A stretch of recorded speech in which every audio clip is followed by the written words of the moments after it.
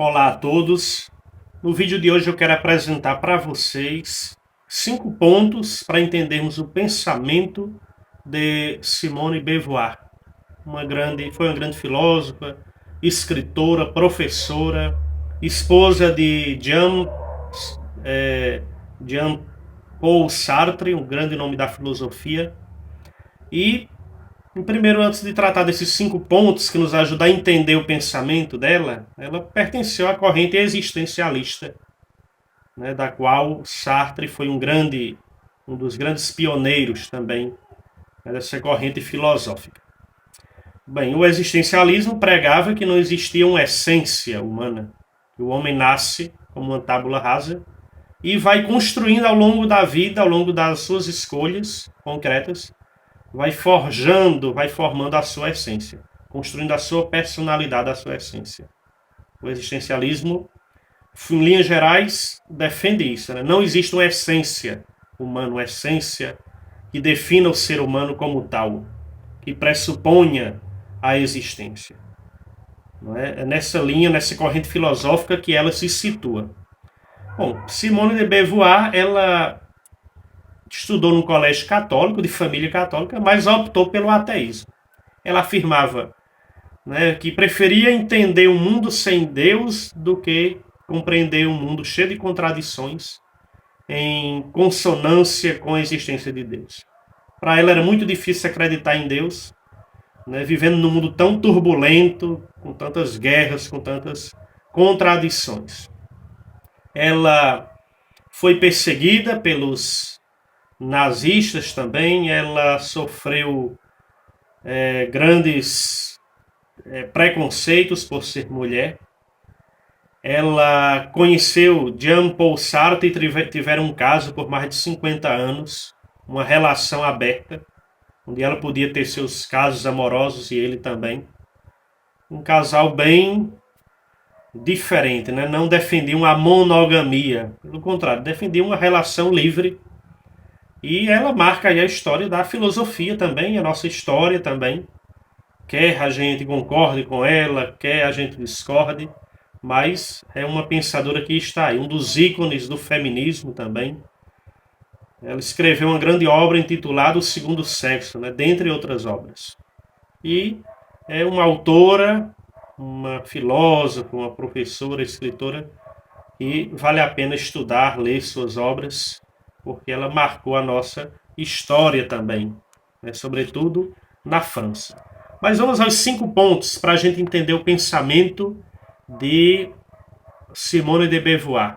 Primeiro, ela afirmava que querer ser livre é também querer livre os outros. Com esta afirmação, ela se referia ao seu relacionamento com Sartre. Querer ser livre é querer também ver livre aos outros. Né? Então, nada de compromisso para sempre, nada de apreender os outros, né? De prender os outros em nossos relacionamentos. Deixar o outro livre. E isso ela viveu concretamente, né, na vida dela. Viveu com Sartre, mas tinha seus relacionamentos fora. E o Sartre também. Fazendo aí jus ao que ela pensava. Né? Querer ser livre é querer ver livre aos outros também.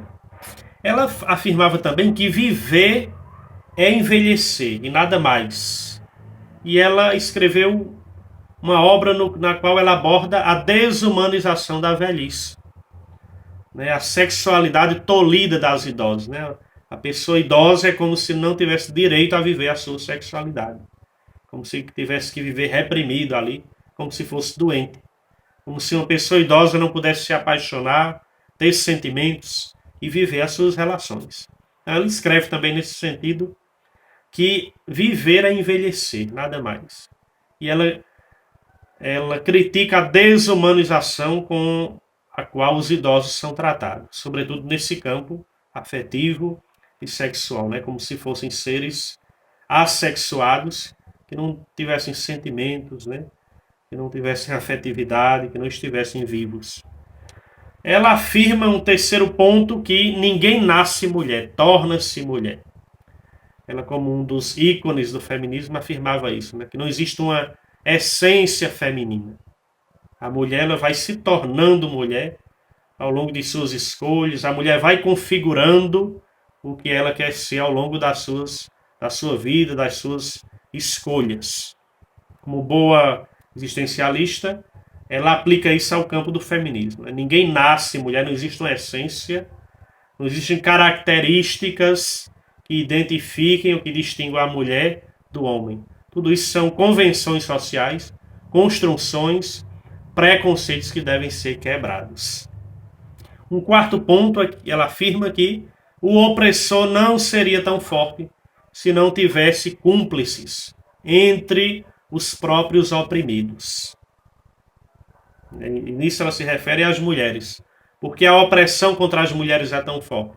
Porque muitas são cúmplices, né, dos opressores. Por isso que o opressor é tão forte. Quem é o opressor? A estrutura patriarcal, não é a violência contra as mulheres. Por que isso perdura? Porque o preconceito contra a mulher é tão forte ainda. Porque há coniventes, há pessoas entre os oprimidos, né, as oprimidas, no caso as mulheres, que são cúmplices, que são omissas diante dessa situação de violência e de opressão contra a mulher. O opressor não seria tão forte se não houvesse cúmplices entre os próprios oprimidos, que ajudam a perpetuar esse sistema de opressão e exploração da mulher. E o quinto e último ponto, que nos ajuda a entender o pensamento de Beauvoir, é quando ela afirma que o mais escandaloso dos escândalos é o que nos habituamos a eles. Né? Ou seja, as mulheres se acostumaram com a violência, com a imposição, com este conservadorismo, com a hipocrisia da sociedade, que valorizava a mulher somente se ela estivesse ligada a um homem, à sombra de um homem. E ela disse que a pior dos escândalos é aquele ao qual nos acostumamos.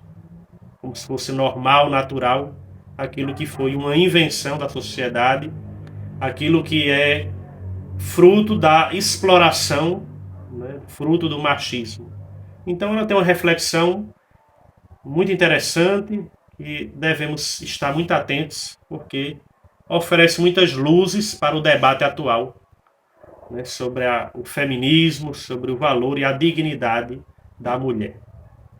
Se você gostou desse vídeo, compartilhe aí este vídeo, se inscreve aí no nosso canal.